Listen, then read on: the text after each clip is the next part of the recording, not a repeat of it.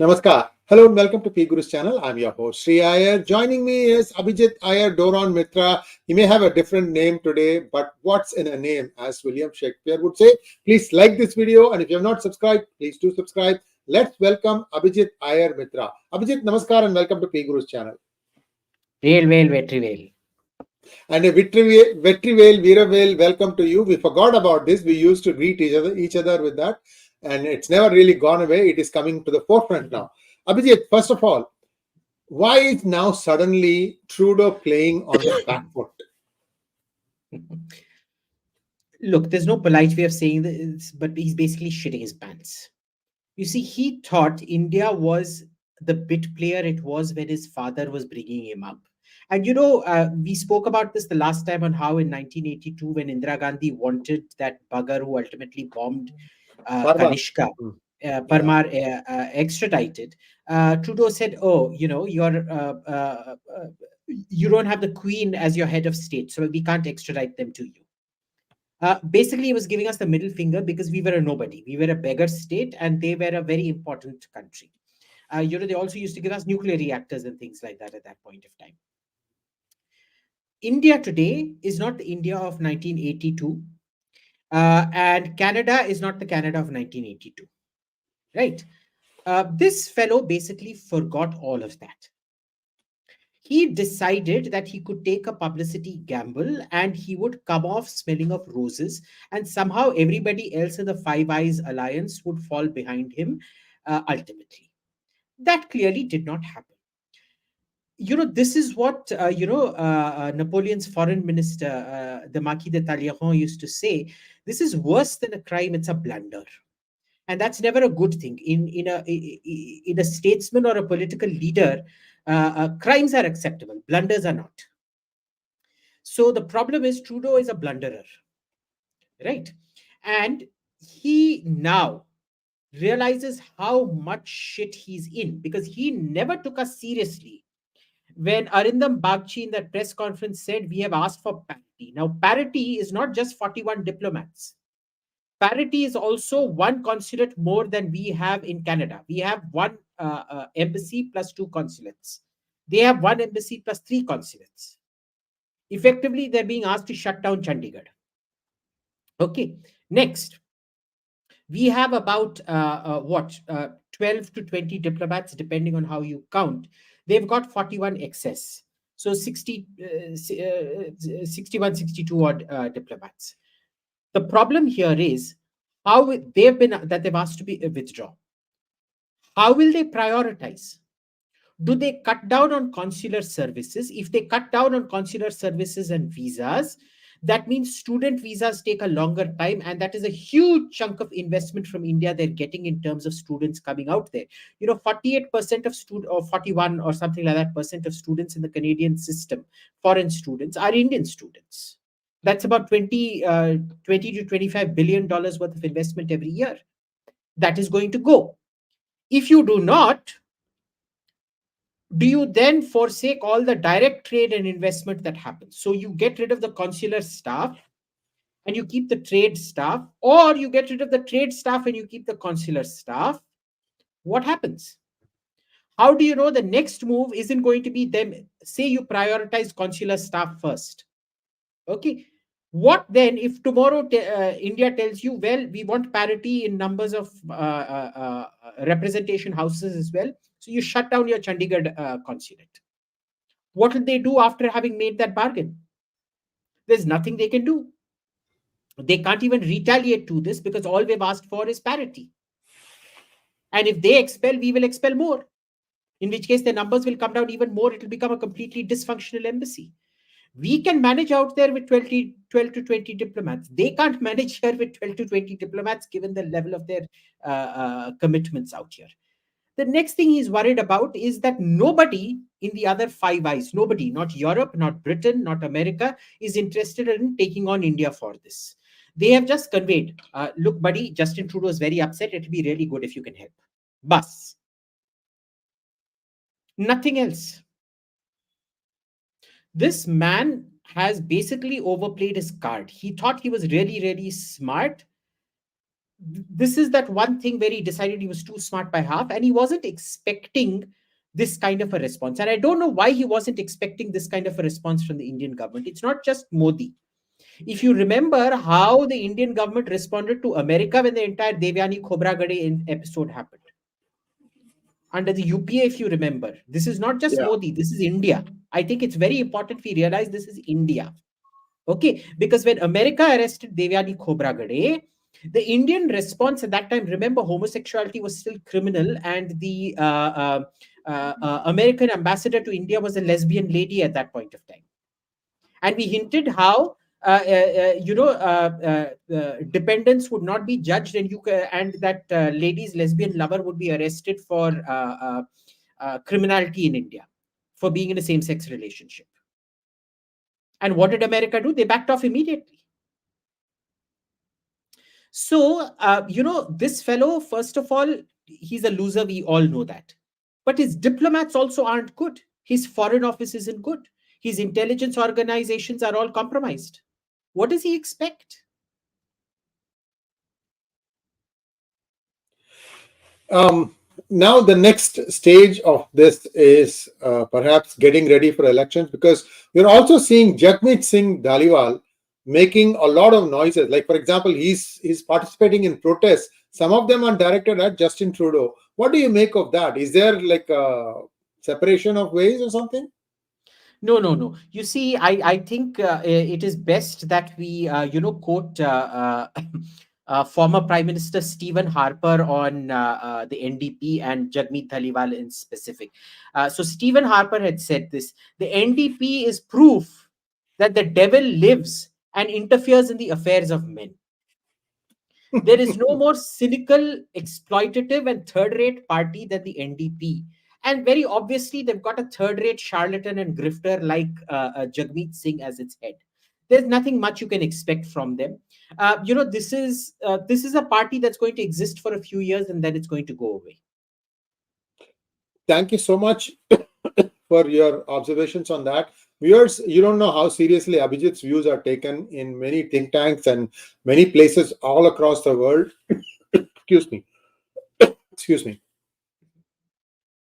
Truly, in fact, I've seen a new view here today that I have not seen looking at many YouTube channels. I am tuned into geopolitics quite a bit these days, so I know that this has not been said before. So thank you, Abhijit, for that. And now let's jump into question and answers. Lots of questions coming your way. Here we go.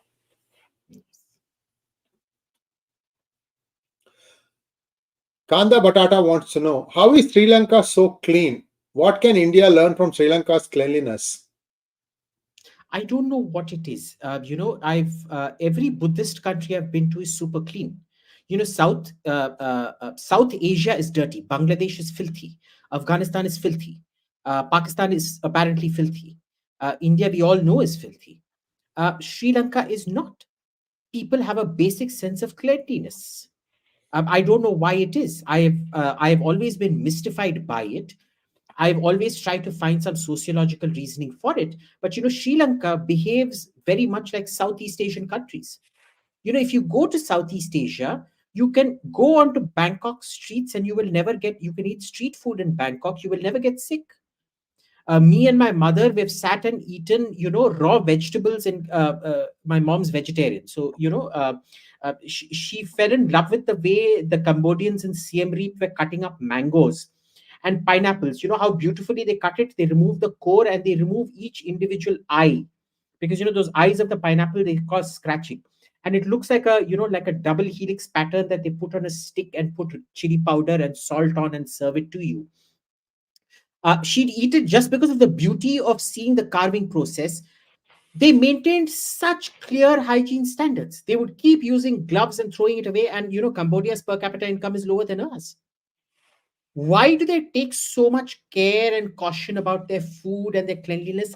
I don't know the answer to it, Kanda Batata. I'd be glad if one of our viewers would lead me to some sociological theory behind this, because I've asked sociologists as well, and they don't seem to have a very convincing answer. Thank you. Next question, please.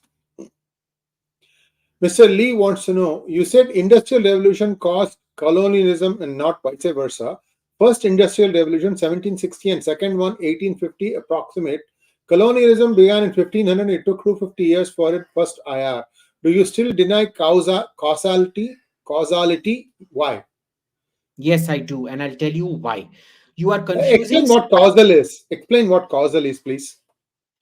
Causal is uh, I touch electrical socket. Electrical socket gives me shock. That is causality. Okay. Now, colonialism, understand, when we are saying colonialism, we are talking about the heydays of colonialism. Everything prior to the formation of a new nation state was colonial. The Maurya Empire was colonial, the Roman Empire was colonial, they all had colonies. Okay, na? Colonialism is a very specific phase which involves occupying a country, ruling its people, extracting its resources for a certain reason on a large scale. That is not the same as the pre-industrial colonial empires, and I'll explain why. You look at Spanish rule of the Americas. It wasn't concentrated, persistent control. There were areas in and out of control where what would happen was they would prioritize on the gold mines and the silver mines and all of that for loot and plunder. And then they would leave it without a colonial administration per se. Okay.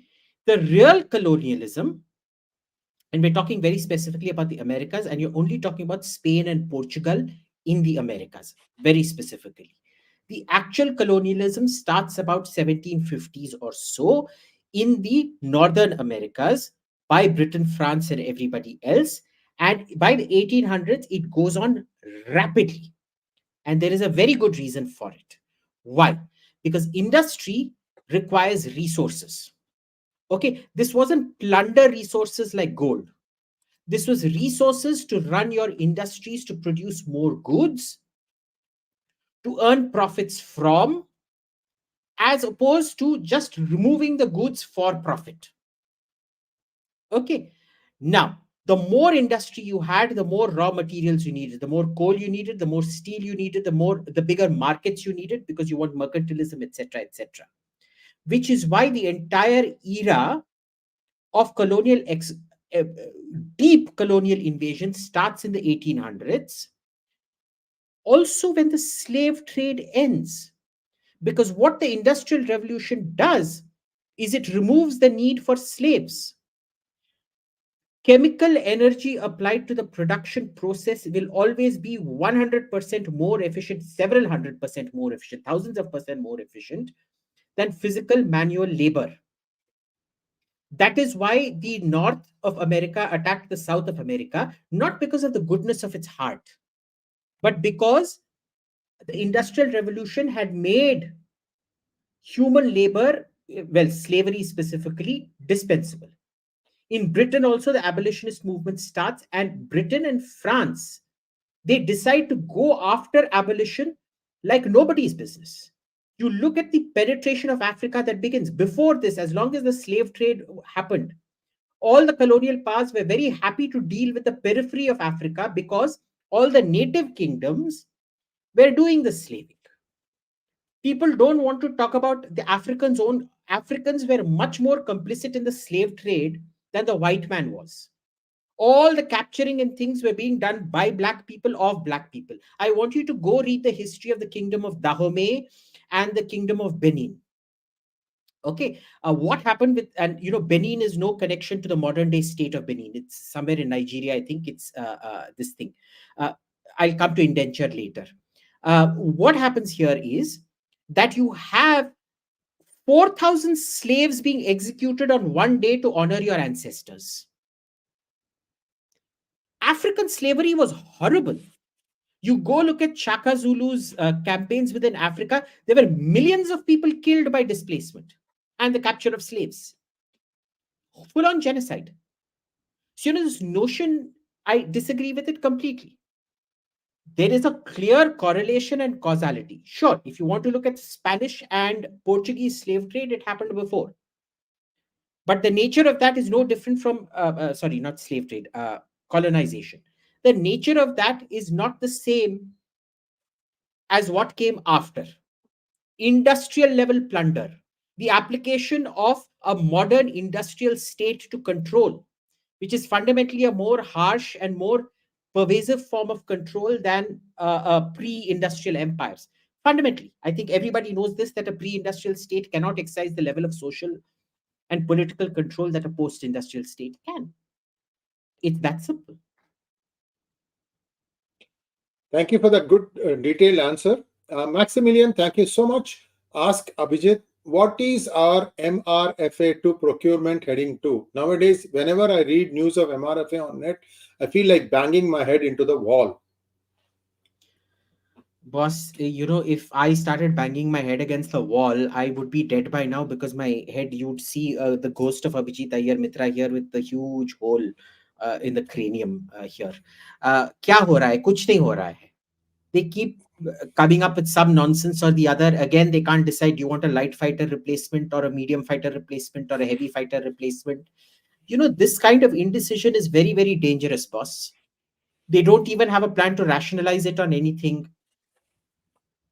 At least go by 600-700 LCA, no? वो भी नहीं करोगे. अब क्या करोगे? I am also banging my head against the wall. There's nothing happening. You know as much as I do. Next.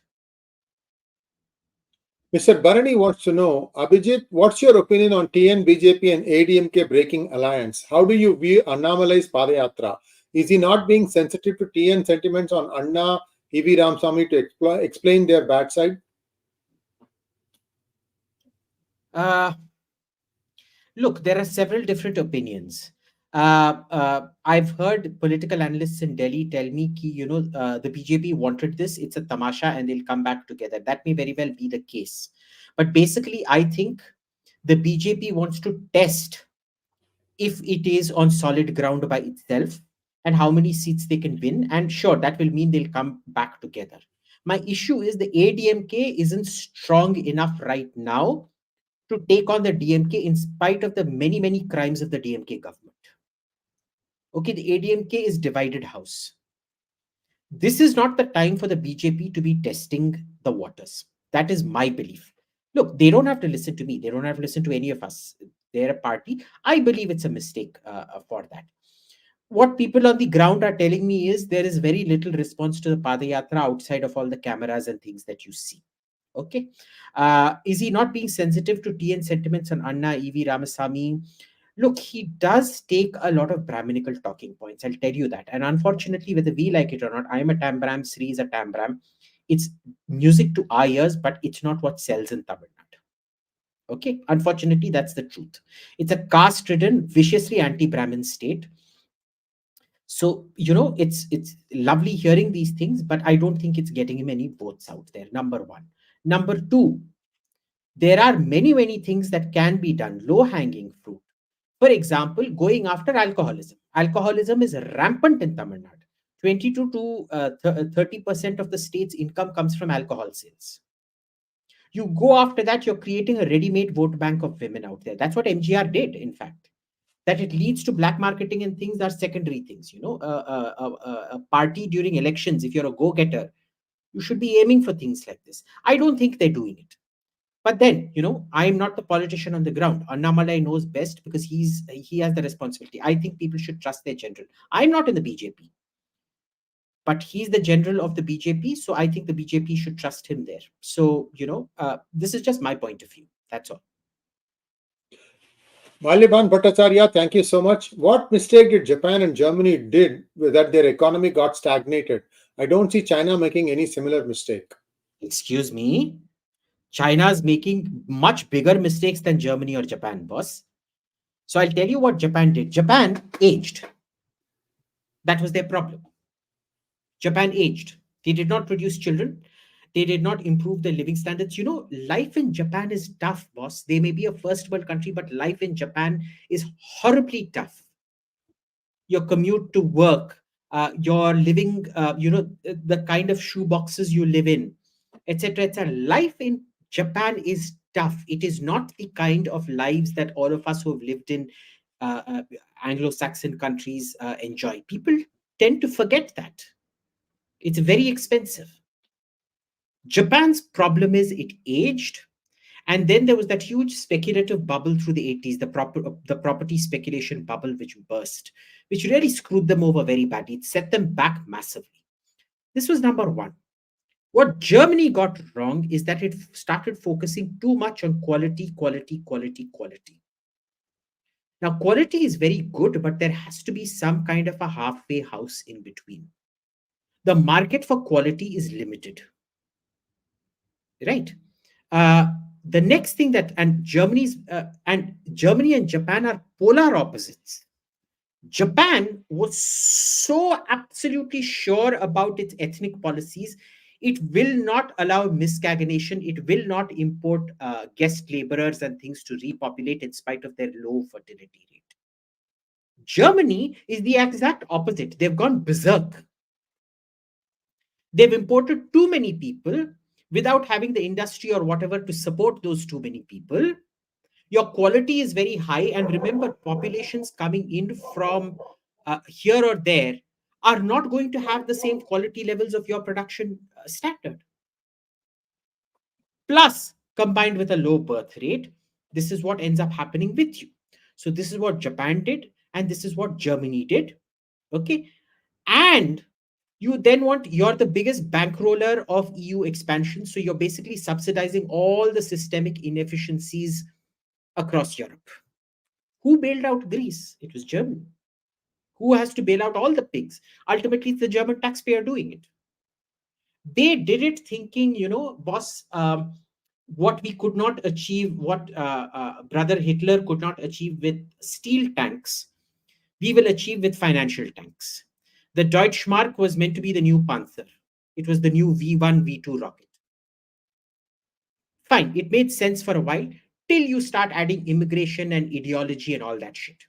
When there was a movement towards new innovation that would have done Germany good, which was the nuclear renaissance, when they wanted to build off new reactors based on French technology, which a lot of Germany companies had invested in, and that would have been the next stage of growth. Fukushima happened, Angela Merkel panicked, she cancelled the entire plan, and so your entire plan for recapitalization goes. In the meantime, you have also been paying the burden for socialism in East Germany, rebuilding their infrastructure and everything. It was just all deficit spending. Economy kaise affect nahi hoga? This is what happens when you become a sugar daddy. And finally, Maleban, China has made whatever mistakes Japan and Germany did. They were at least sensible mistakes. What China did was extraordinarily stupid mistakes whose mistakes could have been foretold then and there. It starts with Tiananmen Square. Till then, Deng Xiaoping's economic reforms were creating a genuine middle class. He saw at Tiananmen Square what a genuine middle class did, and the ratio of demand changed immediately. It went from private demand to public demand. Technically, public demand, the way the word is used means private demand, but I'm using it differently so that you understand. He created a genuine middle class. Then he destroyed that genuine middle class by making them dependent on government handouts. So to this day, government demand is what is the highest in China. Mistake number one.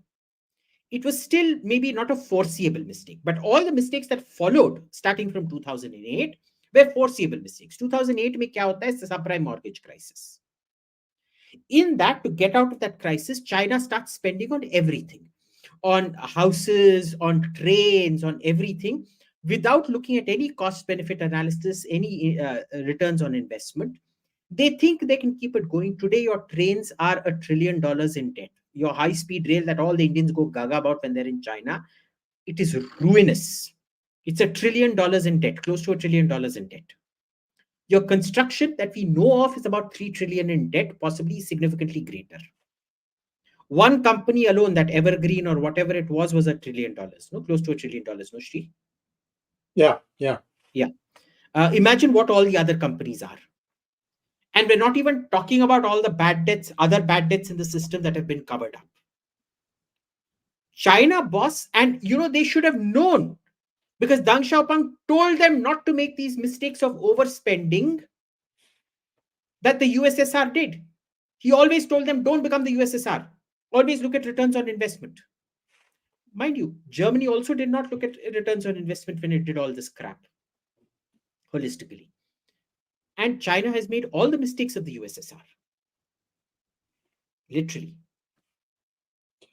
Next question, please. Ritu Patil wants to know, 3 asset management companies hold a total worth of 20 trillion. Is this highly concerning that some private companies are much more powerful than any other country? They're going back to feudalism? Yes, this is what I call modern age feudalism. I've written several articles about this. You know, we are back in the stage where the East India Company was more powerful than the British Empire was.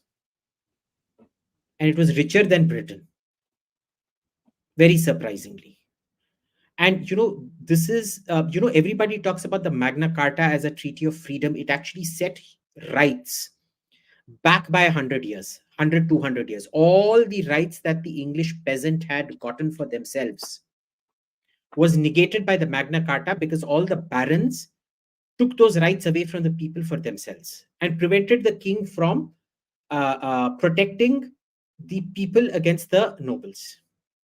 This is what is happening. Have you noticed this greater concentration of wealth is completely intersecting with a greater and greater assault on individual liberties and freedoms and things like that. Thankfully, there is a light at the end of the tunnel, which is most of this wealth is bullshit wealth. It is notional wealth. It is not real wealth. Are you seriously telling me a company like Google that hasn't come up with a new product in the last 15 years is worth more than a company like Boeing or Lockheed Martin that keep coming up with new products, actual physical products? No. They have a huge office here in Gurgaon. They've got another big office in Beijing and whatnot. What do these guys do? They're all overworked. You know, you talk to a Google employee and ask them, what did you do? They won't be able to give you an answer.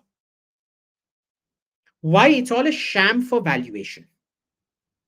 So most of these companies are valuation shams. Google is the biggest sham around. Facebook is another big sham. Apple, I will accept because they actually have products. That Apple is more valuable than, say, Boeing or Lockheed Martin, I can totally believe, because sometime in the 90s, we saw the trend of technology. Before, it used to be military technology used to filter down after 20 years into civilian technology. Today, we're seeing civilian technology take the lead and filter down into the military. So Apple being ahead because of sheer volume of sales and bulk, I will accept. But Google, Facebook, these are all valuation scams. And everybody knows it's a valuation scam. Everybody is going along with it, which is why you're going to have a great reset. My honest advice to you is, if you are investing in stocks, do not invest in these things. In the short term, you will see it go till it all goes boom. And viewers, in case you're wondering what those 3 companies are, BlackRock, Vanguard, and State Street. And each one owns a certain percentage of the other. So it's a very interesting game that's being played out. And those are the most dangerous companies because they prevent you from actually innovating.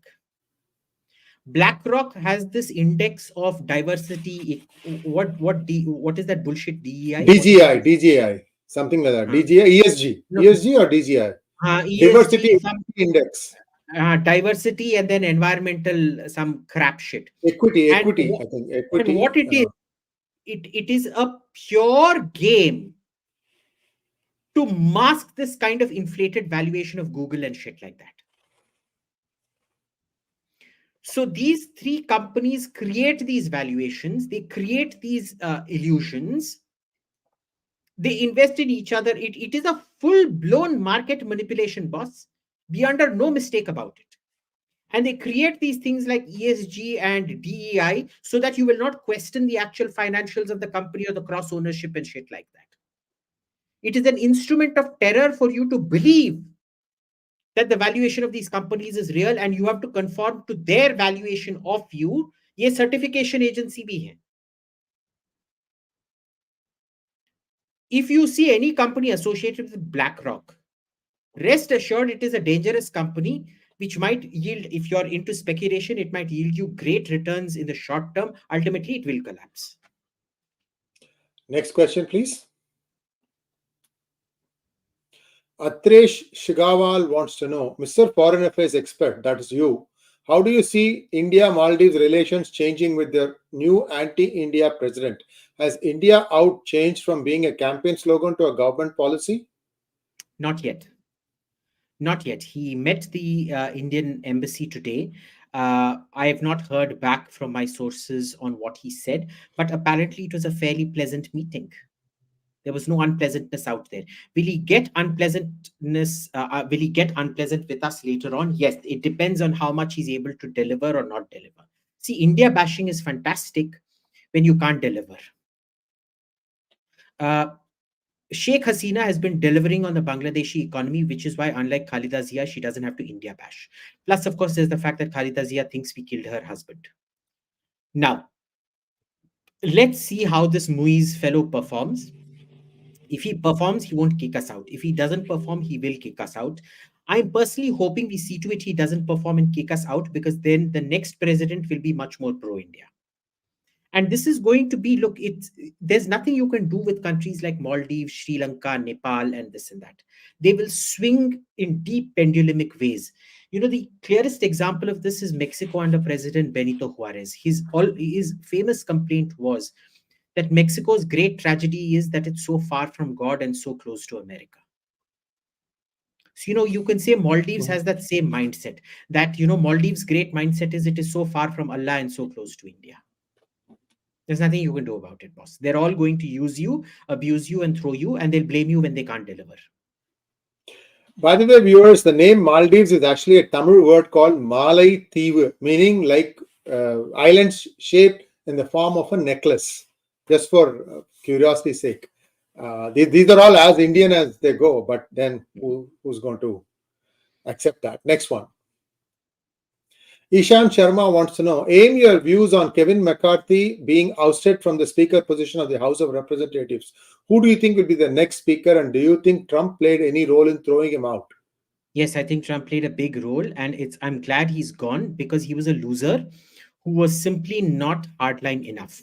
These guys are so interested in making deals with the Democrats, they don't realize that Democrats are the biggest enemy. I'm glad the bugger is gone.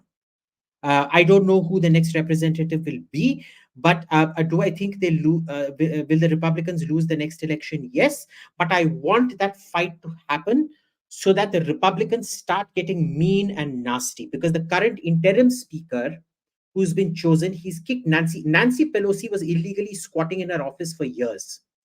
She had no business squatting in the speaker's office, and she's been kicked out. The deputy speaker has also been kicked out of their office. That is how you treat Democrats. Very good. Very good. And I'm glad Kevin McCarthy got kicked out, because he had his finger in the pie.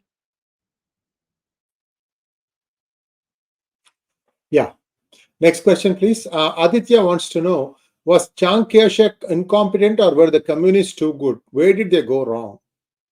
Chiang Kai Shek was in fact extremely competent. The communists were dumb schmucks. I'll tell you what happened. And I've told you this before, what happened with Lenin and the Bolsheviks were German agents. They made Russia lose the war so that they could gain power. That is what all communists do. And Mao Zedong was no different, but it was different in the methodology. What do they do when the war starts? Chiang Kai Shek was slaughtering them. So they run off into Gansu or Ningxia. I don't know which of those provinces, Muslim majority provinces, they run off to. And who is fighting very deliberately to conserve power? They did not want to fight the Japanese. 99% of the fighting of the Japanese was done by Chiang Kai Shek and the Kuomintang. And what happens when you do all the fighting? You lose all your men, you lose your generals, you lose your capital, you lose everything.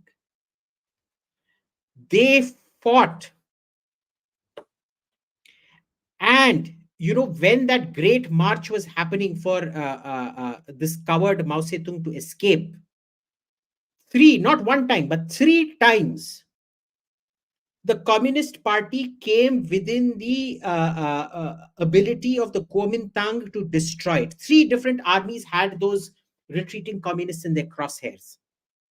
They did not shoot. And there are 2 explanations for this. One, that Chiang Kai Shek felt that this was they were Chinese. He couldn't afford to kill Chinese while the Japanese were also killing them, number one, and that they would be required later on to fight the Japanese. And number two, because Chiang Kai Shek's son was held hostage by Stalin. People don't talk about this. Stalin held Chiang Kai Shek's son hostage. He would not let Chiang Kai Shek's son, Chiang Ching-kuo, to even contact or write to the father. Stalinist agents would write back to Chiang Kai Shek saying, "Your son is not interested in talking to you. He's happy with his, was it a Belarusian or Ukrainian wife that he had?" And the threat implicitly was that if you kill off the communists, your son will be killed. Which is why when Chiang Ching-kuo is finally released, his devotion to his father grows enormously because he realizes his father has given up control of the whole of China for his life. Putramo naam ka bhi kuch cheez hota hai, and this is the kind of putramo you don't want.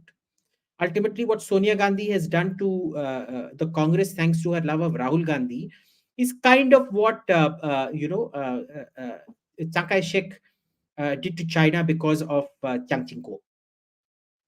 So these are the various explanations, or it could be a combination of both. Okay, and the communists were not too good. They were horrible. All the ultimate massacres and famines and genocides that happened, those provinces where that long march had happened, all of these methods had been tested out. If you had spent any time with them in that Great March area, you would have seen how vicious, rapine, genocidal, and maniacal they were. So it was just sheer dumb luck. Putramo, you've destroyed yourself fighting the Japanese, whereas the other have conserved their power. Plus, the Soviets are holding a hostage that's too good for you to miss. This is what happened. And the other problem was that the Soviets also gained massive industrial capacity because the Japanese had completely industrialized Korea and Manchuria. And people don't talk about this, but Manchuria was under Russian occupation till 1956, almost till 1960, if I'm not mistaken. Manchuria was a completely developed part. The Japanese had made it a developed state, Manchukuo, as it was called. They separated. If you watch the Last Emperor movie, Bernardo Bertolucci, you'll know. That's a beautiful movie. That's a beautiful movie. But, that was a fully developed state.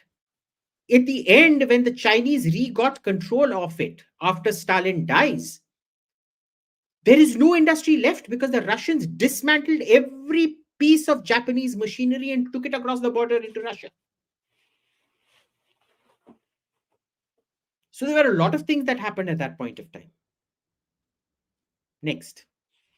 Chaitanya Takle wants to know, from Institute due to involvement of John? No. We still don't have the paperwork to know why they withdrew. See, the official explanation is they'd proven their point. If you look at the connection map, Tawang was unholdable territory, whereas 𝙒𝙧𝙤𝙀 was eminently holdable, and it was crucial because the road, the way the Himalayas are, it's very difficult building from, say, Sichuan province or Chengdu to Tibet because the hills rise very quickly. But on the northern side and in the northwestern side, near Kashmir, the hills kind of tend to flatten out and it's easier to build roads. And the supply road was from Xinjiang, the Uyghur Muslim provinces, into Tibet. And that is why 𝙒𝙧𝙤𝙀 was crucial, because the road passed through there.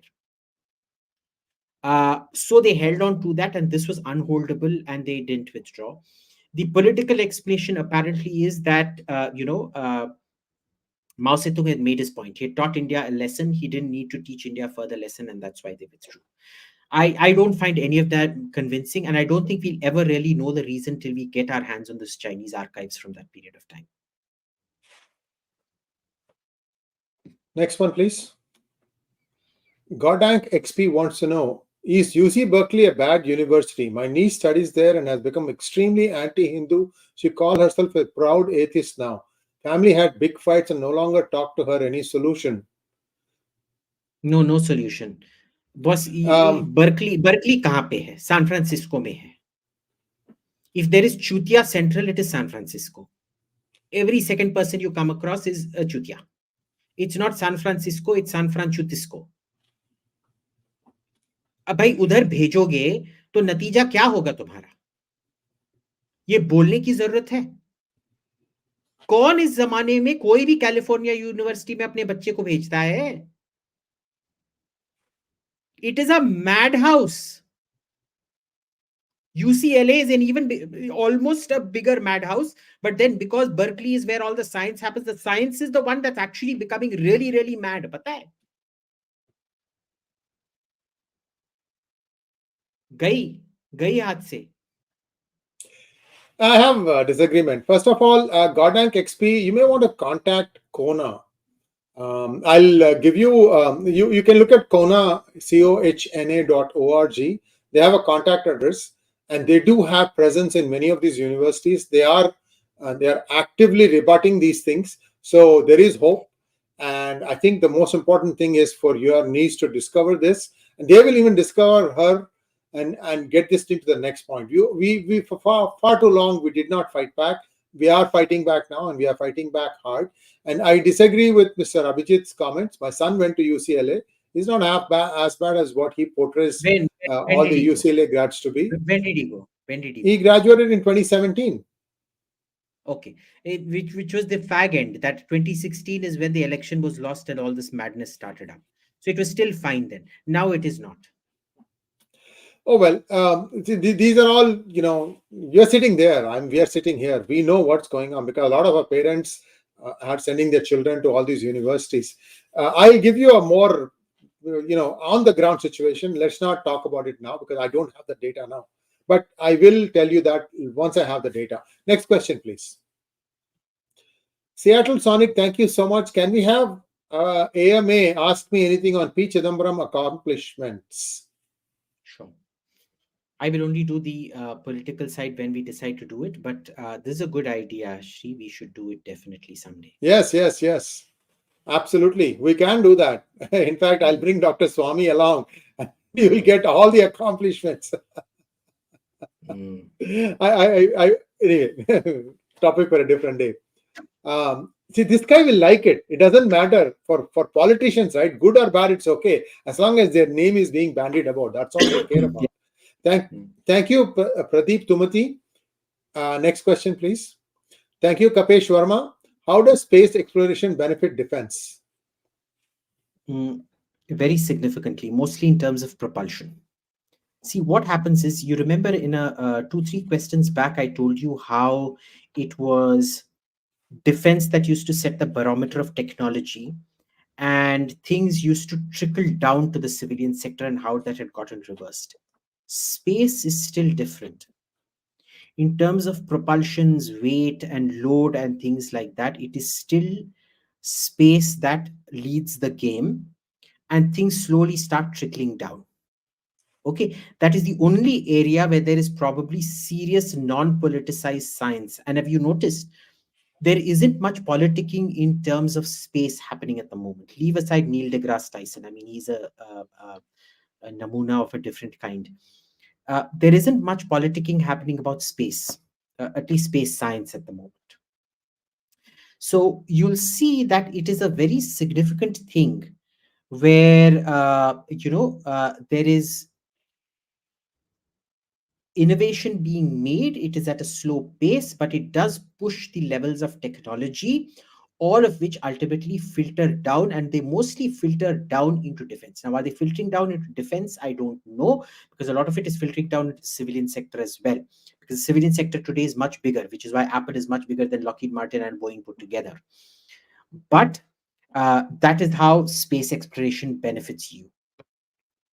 Satellite installations, all this satellite navigation, all these things resulted in ultimately we all having cell phones.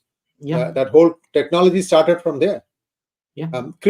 Crypto Nerd 91, thank you so much. You think India will ever allow dual citizenship in the future? Not in my lifetime, possibly not in your lifetime either.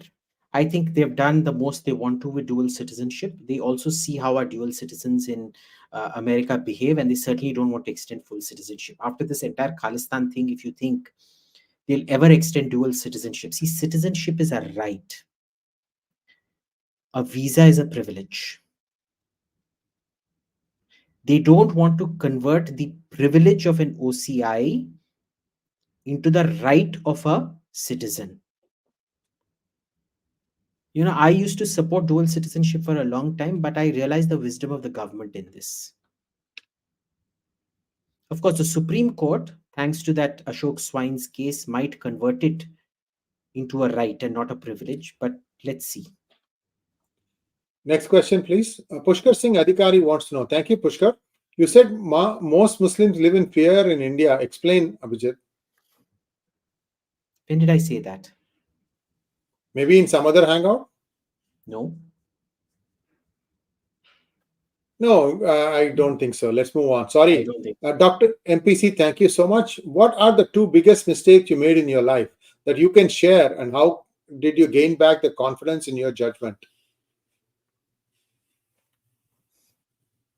That's a very deep philosophical question, MPC. I'll tell you what, ask the same question again the next time. I'll give it some thought and answer. But I should say,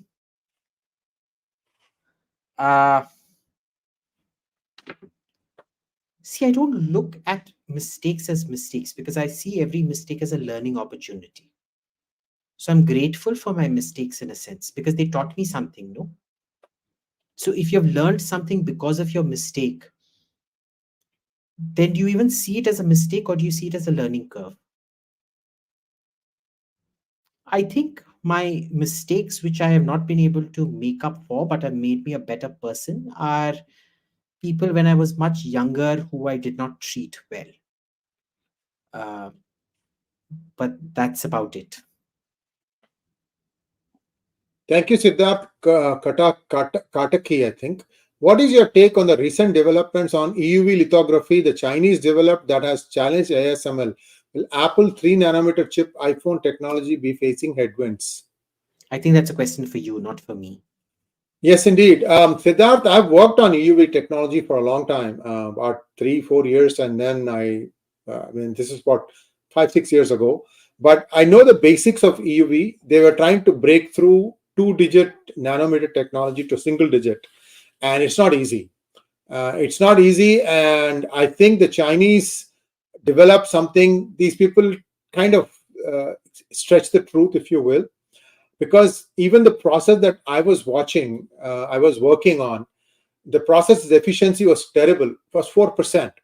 4%. Well, and I don't want to go into the details. Unless they improved that, this was not going to be technically viable. I'm hoping that by now they've improved it to at least 20%. And if not, you're going to be burning a lot of energy to just get to that smaller nanometric process. Instead, what foundries or the fabs have done is, let's say if one wafer wants to be 10 nanometers, they want to put 3 wafers on top of each other and say that combined this becomes 3 nanometer. I hope you understand what I'm trying to say. While that sounds okay, there are also lots of limitations because you have 3 layers and the interconnectivity becomes a huge problem. So there are only a few things you can do with that. You can brag that I have a 3 nanometric process, but in reality, that is not true. You are still at 10 nanometer only. That's just my way of looking at it. As far as Apple's 3 nanometer chip is concerned, I don't think that these things are completely viable. Like I said, if you have to burn a lot of electricity, then your shrinkage in technology, yes, that does give you more power at a smaller size of the chip. But at what cost is that coming? 5 years ago, they said that the Qualcomm chip that would go into a smartphone would be more powerful than the laptop CPU. Is it true? I don't believe so, even today, although iPhone does have some very powerful processors. I hope I answered your question. Specimen, thank you so much for becoming a YouTube member. Mitra Mela, Any news on free trade agreement with the United Kingdom? Is it desirable for indigenizing defense technology? No, as far as I can tell, it's stuck. And look, I've done a lot of podcasts on defense technology and indigenization, and one FTA isn't going to solve your problem, boss.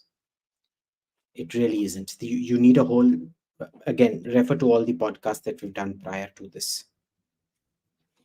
Next one, please. Tarun Pandey wants to know how the world will get violent with impeding OANDIMS. What is that? Pandemics? I don't even know what that means. Yeah. Okay, can you please retype that? We can't read minds, Tarun. Please retype. Akash, please. Yeah. Okay. Next can- one. Akash Meher wants to know how can Trudeau get out of this situation? The question is, do we want to give him an out? And I can tell you, nobody in the PMO wants to give you. Boss, when this broke out, I have never seen the PMO that angry. They were like, literally, they'd got their claws out and they're like, ab ye khoon taste karke hi wapas andar jaane wale hain. They were very clear about this. They are not letting Trudeau off the hook, boss. If they let him off the hook, the price will be something that Trudeau cannot pay. It will probably have to be a public apology, which he will not give. You see, he's notorious for this. He will not compromise on his interests, but he will sell Canada's interest down the drain. So he will not apologize. He'll probably, I think, what he will be trying now for is to sack the head of CSIS and his foreign minister, Melanie Joly, in return. But I don't know. Maybe I don't know what the cost matrix is. But I can tell you the PMO is out to get Trudeau personally, not Melanie Joly and not the head of CSIS. Next question, please. Avanish Raj wants to know why Indian government is not focusing on cyber security domain. Thank you, Avanish. If I knew that answer, I would be a millionaire by now. See, there is a phenomenon, we've spoken about this before, haven't we, Sri? There's a phenomenon in the West where you add the word security to anything and suddenly politicians are very interested in it. In India, it's the reverse. The moment you add security to anything, the politicians don't want to touch it with a barge pole. Okay, so if you call nuclear deterrence as building human resilience through the inclusive construction of shelters for the disprivileged, every Indian politician will want to know about building nuclear bunkers. But if you say building nuclear bunkers for national security in the event of a war, the same people who all want to get in on the act will all push it away to the Babu or they won't even push it to the secretary. The secretary will push it out to the joint secretary. The joint secretary will push it down to the undersecretary. The undersecretary will push it down to the director. It will go even down. यही होता है हमारे system में. And I guess this is what is happening in cybersecurity. I want you to follow the conversations. If sci-fi happens, CYFY, which is what my old organization ORF hosts, I want you to go see the caliber of Indian representation out there. Next one, please. People who really understand shit are people like Rajiv Chandrasekhar. He knows exactly what this is about, but this is not his ambit. Remember that. He's doing what he can in different ambits. But, we don't even have a clearly defined, there's CERT, the Central Emergency Response Team, which seems to have one oaf after another oaf heading it up. It needs to be given to a very specific minister who has, and this is very difficult stuff. I tried figuring out cybersecurity for a while, and I realized there were so many complex layers in it.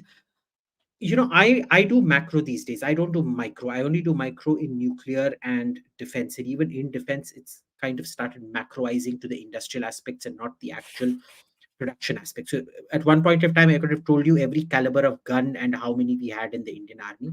I can no longer do that because my interests have moved on. Like, once upon a time, I could tell you every Caesar of Rome and every Pharaoh of Egypt, one after the other.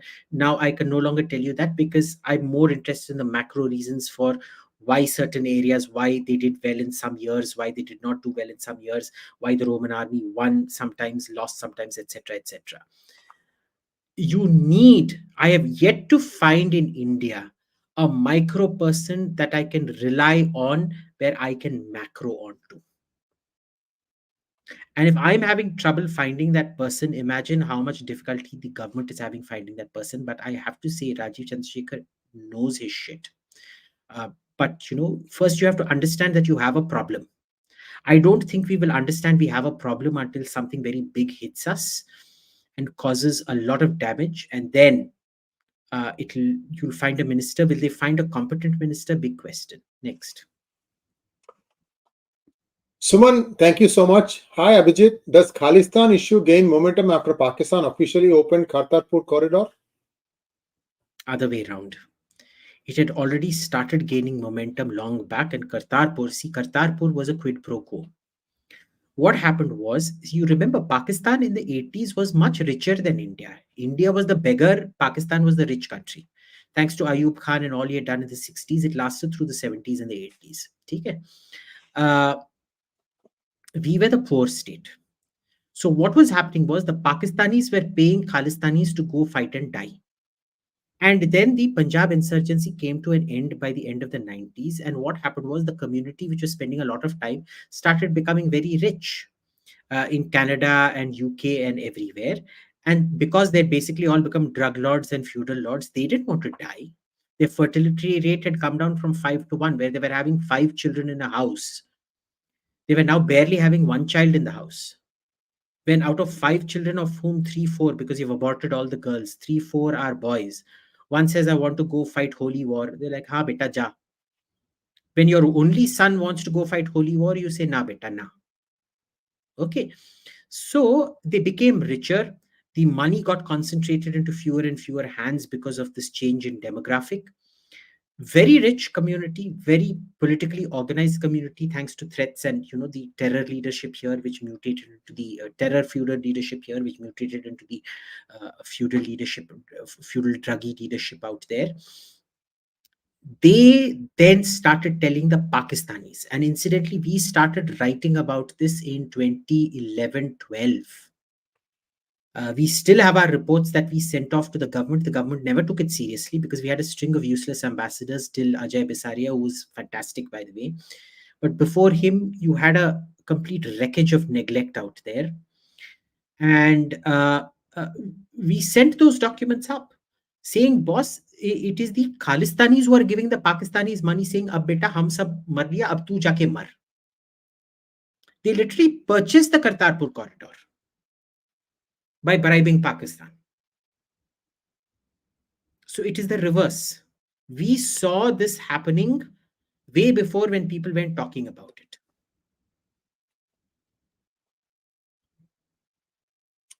Thank you, Crypto Nerd. Any book recommendations on fighter aircraft for understanding various fighter generation classes? What specific history subjects is JSTOR sub-focused on?